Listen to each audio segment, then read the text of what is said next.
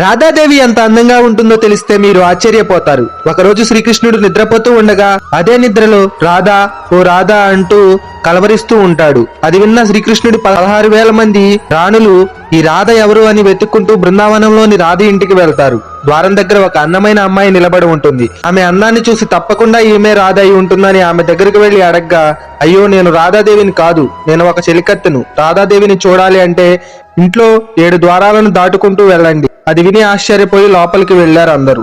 7 ద్వారాలలో ప్రతి ద్వారం దగ్గర ఒక అందమైన అమ్మాయి నిలబడి ఉంటుంది. ప్రతి ఒక్కరిని చూసి ఇంత అందంగా ఉంది అంటే ఈమెనే రాధాదేవి అయి ఉంటుందని వెళ్లి అడుగుతూ ఉంటారు. కానీ ప్రతి ఒక్కరూ అయ్యో నేను రాధాదేవిని ఏంటి, నేను దాసిని, ఆమె అన్నం ముందు మా అన్నం ఒక లెక్కన అని లోపలికి వెళ్ళండి అంటూ ఉంటారు. కుతూహలంతో 7వ గది ద్వారం దాటి రాధాదేవి గది దగ్గరికి వెళ్ళగానే అక్కడ రాధాదేవిని చూస్తారు. అలా చూసిన వారికి ఏం మాట్లాడాలో కూడా అర్థం అవ్వలేదు. దివ్య తేజస్తో ఉన్న ఆమె చర్మం, ఆమె కళ్ళు, ఆమె ముఖం ఎంతో అందంగా ఉంటాయి.